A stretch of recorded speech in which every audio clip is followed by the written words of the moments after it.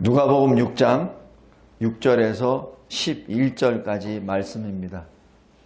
오늘 말씀을 통하여 왜 예수님이 십자가에 못 박히셔야만 하는지 그것이 지금 처음으로 여기서 거론이 됩니다.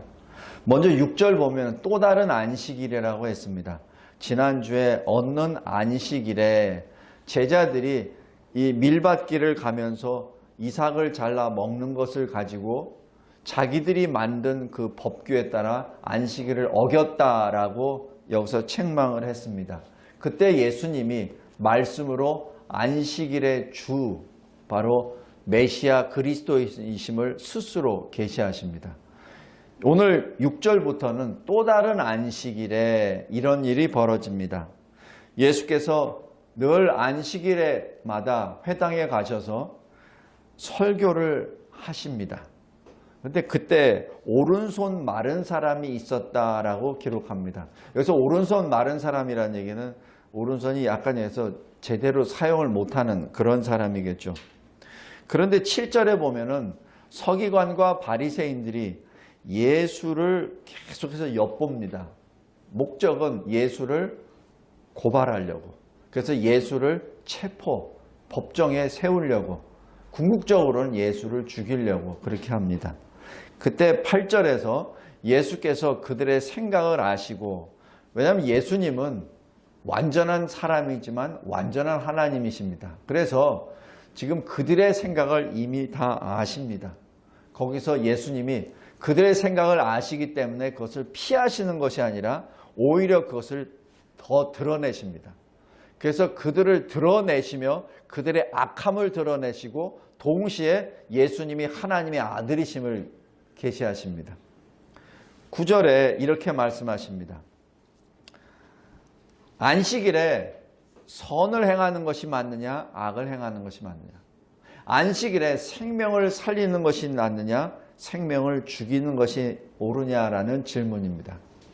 여기서 선과 악, 생명을 살리고 죽이는 그 일에 대해서 지금 누가 하고 있는 것입니까?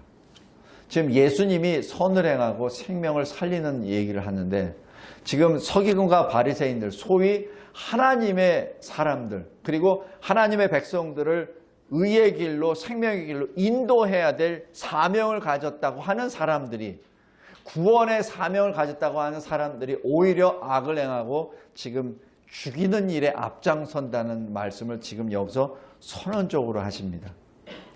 그리고 10절에 다 보시는 가운데 그 손 마른 사람에게 그대로 내 손을 내밀라 라고 말씀하십니다.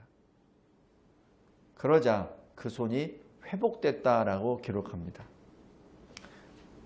자, 여기서 이 현장에서 먼저 첫 번째 하나를 보겠습니다. 이 오른손 마른 사람을 보겠습니다. 오른손 마른 사람은 사실 자기한테 무슨 일이 벌어져 있는지 잘 모르고 있어요. 그냥 예수님이 일어나라, 무리 가운데 회당 가운데 서라라고 하니까 그냥 선 겁니다. 어떤 일이 벌어지는지도 몰라요. 그런데 10절에 예수님이 말씀하십니다. 내 손을 내밀라 하시는 그 말씀에 지금 이 사람은 보십시오. 그가 그리하매. 지금 이 사람이 어떤 상황인지는 모르겠습니다. 팔이 이렇게 됐는지 어떤 상황인지는 모르겠는데 주님의 말씀의 명함에 그가 그리했다라고 얘기하죠. 이것이 뭐죠? 믿음의 순종입니다. 자기 자신은 그렇게 될지 안 될지 몰라요. 그렇게 살아본 적도 없고 누가 자기에게 그렇게 명령한 적도 없고 그냥 그 상태에서 예수님의 말씀에 순종해서 그냥 그리했다고만 표현합니다. 성도 여러분, 이것이 믿음의 순종입니다. 나 자신으로는 아무 가능이 없어요. 그런데 주님이 말씀하시는 그 말씀에 순종하여 그냥 내가 내밀매 느낍니다. 나가 느낌에 그 손이 회복된 겁니다. 이것이 바로 믿음의 역사입니다. 성도 여러분, 구원은 능력입니다. 구원은 말씀을 믿음으로 말미암아 이루어지는 것인데, 근데 그 말씀을 믿음으로 말미암은 거에는 거기에 능력이 들어갑니다. 능력이 없이는 구원이 없죠.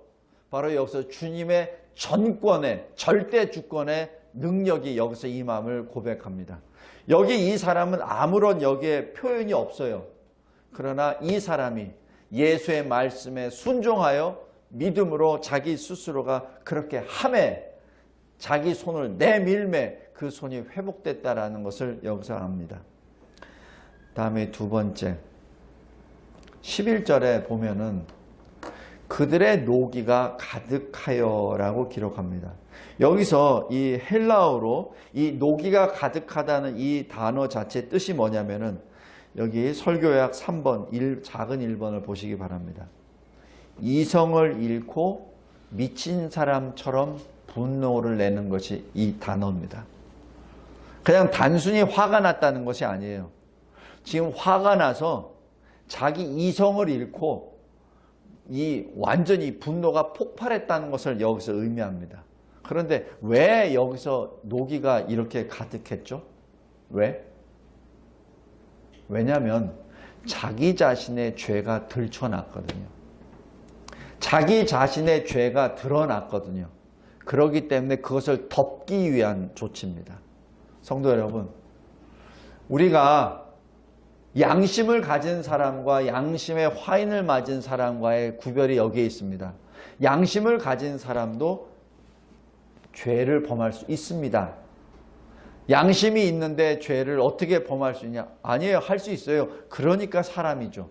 자, 그런데 양심을 가진 사람은 자기 자신이 잘못했다는 것을 누가 책망을 했을 때 그때 합니다.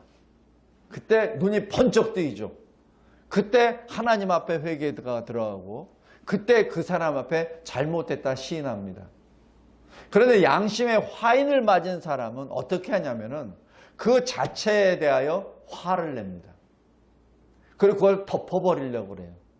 자기 자신이 잘못했다는 것을 인정 안 합니다. 그것을 덮어버리고 그것을 덮기 위하여 그 효력을 발생하기 위하여 화를 냅니다. 그리고 급기야는 자기를 책망한 사람을 아예 죽이려고 합니다. 아예 모함을 하죠. 그것이 양심의 화인 맞은 사람입니다. 오늘 여기 서기관과 바리새인들입니다. 지금 서기관과 바리새인들은 지금 꾹꾹 참고 있어요. 왜냐하면 갑자기 자기들이 살인자가 됐거든. 그것도 안식일에 사람을 죽이는 자가 됐거든. 안식일에 악을 행하는 자가 돼버렸거든요. 이거는 자기들이 알아요.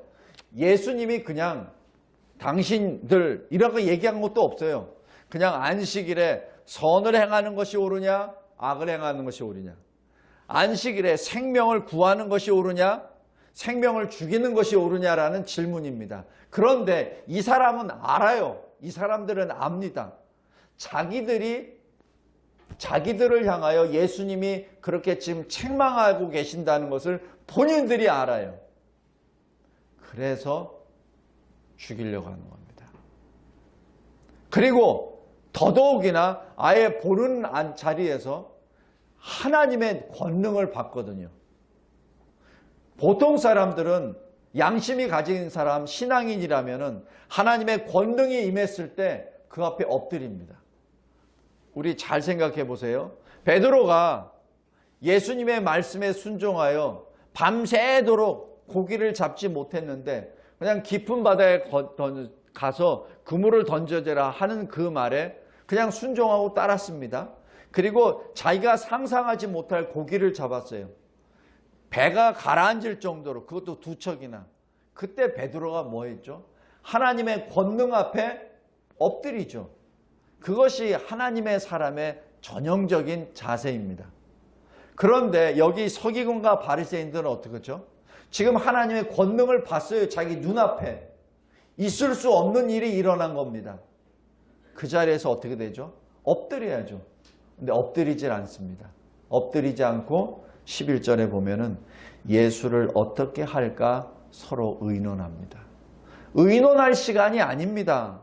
회개하고 엎드릴 시간입니다. 그런데 그들은 서로 의논합니다. 여기 마태복음 12장에 보면은 이렇게 기록합니다. 어떻게 하여 예수를 죽일까 의논한다 라고 기록합니다. 성도 여러분, 우리가 말씀 앞에, 우리가 처절하게 말씀 앞에 엎드려야 되는 이유가 여기에 있습니다. 말씀을 읽을 때 나를 찌르죠. 아픕니다. 내가 이렇게 했어야 되는데 내가 못했구나 라고 했을 때는 어떻게 하죠? 엎드려야죠. 제가 설교자로서 힘든 것들이 바로 그건 것입니다. 왜냐하면 말씀을 통하여 난 지식적으로 아는데 내가 행동으로 안 살았거든요. 행동으로 안 살았어요. 그렇다면 하나님 앞에 회개해야 되죠. 그 다음에 설교가 가능합니다. 내가 회개하지 아니하고 설교를 하게 되면 난 가식이 되죠.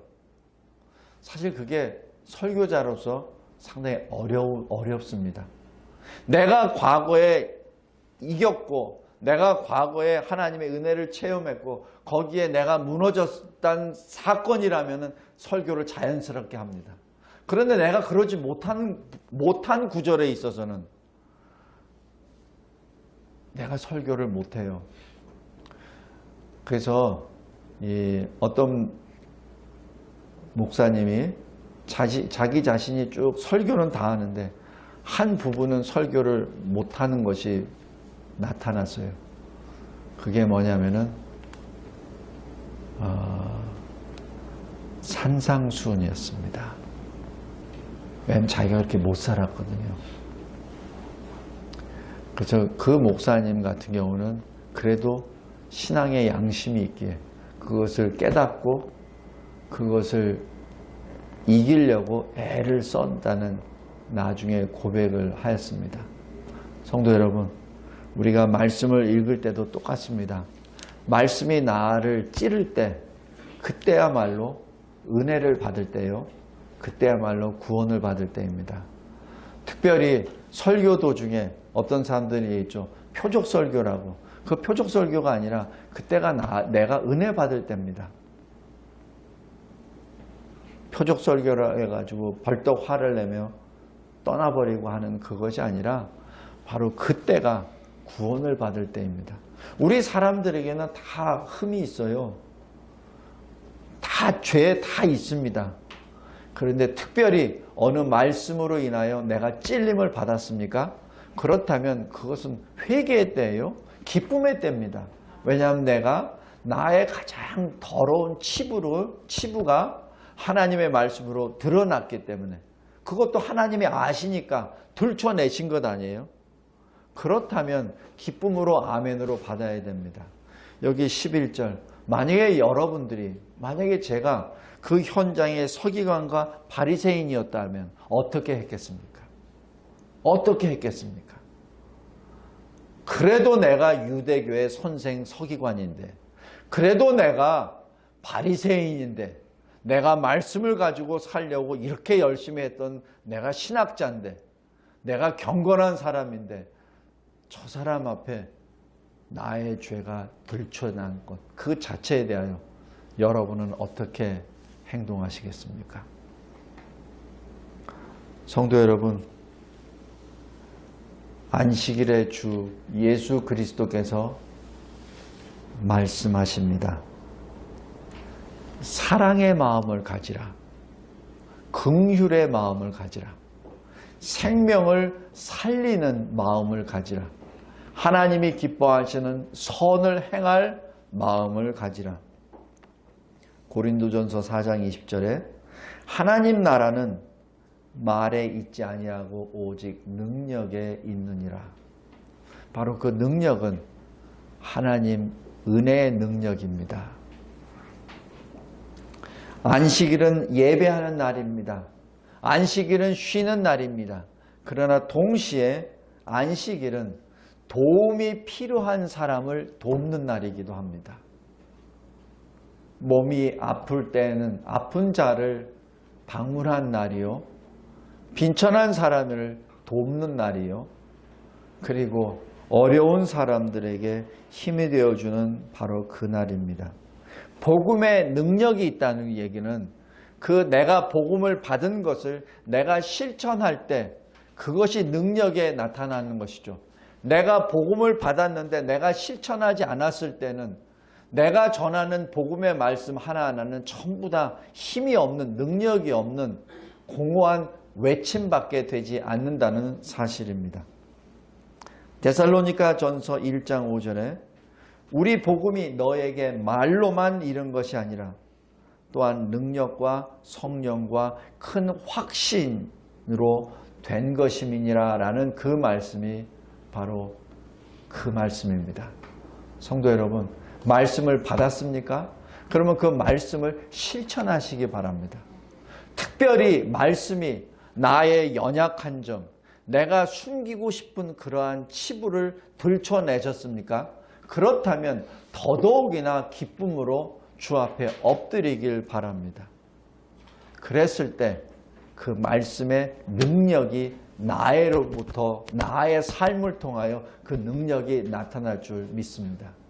만약에 여기 서기관과 바리새인들이 이렇게 예수를 어떻게 하면 죽일까라고 서로 의논하지 아니하였다면 바로 이들은 예수의 제자가 되었고 이들은 하나님 구속 역사에 크게 쓰임을 받은 자가 되었을 겁니다. 그러나 이들은 예수를 어떻게 죽일까 서로 의논하였기 때문에 이들도 또한 구속 역사에 쓰임을 받는데 어떤 쓰임을 받냐면 하나님의 공의의 심판의 집행 현장에서 예수 그리스도를 죽이는 바로 이 인류 역사 가운데 가장 악하고 악한 그 현장의 도구로 쓰임을 받은 것이죠. 똑같은 시간과 공간 속에 예수 그리스도를 만난 똑같은 사람 중에 어느 한 사람은 선한 도구로 쓰임을 받고 어떤 사람들은 예수를 죽이는 일에 도구로 쓰임을 받는다는 사실입니다. 똑같은 시간과 공간 속에 가룟 유다는 예수를 팔고 죽이는 데 쓰임을 받았고 그리고 아리마대 사람 요셉은 똑같은 시간과 공간 속에 예수를 장례하고 예수께서 그곳에서 부활하셔 빈 무덤이 일어나시는 그러한 역사의 현장 가운데 쓰임을 받습니다. 성도 여러분, 우리는 지금 마지막 때에 살고 있습니다. 마지막 때 우리는 어떤 도구로 어떤 그릇으로 하나님께 쓰임을 받기를 원하십니까? 외견상 보면은 서기관과 바리새인도 하나님의 사람들입니다. 외견상 보면은 흠이 없죠. 그러나 실질적으로 그들의 속으로 들어가다 보면은 그 속에는 하나님이 없습니다. 오히려 하나님을 대적하려는 악한 마음만 있는 것이죠.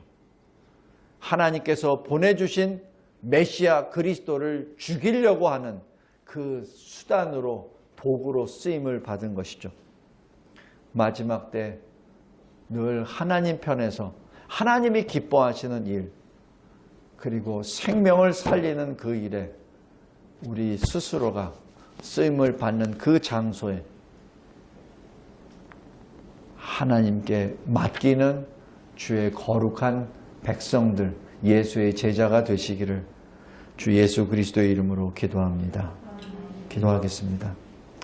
하나님 아버지 감사합니다. 악한 무리들 가운데 살고 있습니다. 또 세상 가운데 살고 있습니다. 그러나 세상과 구별되고 악한 무리들과 구별되어 늘 하나님의 뜻에 따라 살게 해주신 은혜의 진심으로 감사합니다. 말씀을 통하여 하나님의 뜻을 알고 세상을 통하여 세상이 어떻게 변화되는 것을 통하여 하나님의 뜻을 알고 역사를 통하여 하나님의 뜻을 깨달아 알아 우리 주님처럼 하나님의 뜻에 순종하는 우리 모든 주의 거룩한 성도들 되게 하옵소서. 하나님 두렵고 떨리는 마음으로 하나님의 말씀을 한 절 한 절 읽을 때마다 나의 양심을 찌르고 나에게 다시 회개의 눈물을 흘리게 하여 주심에 감사합니다.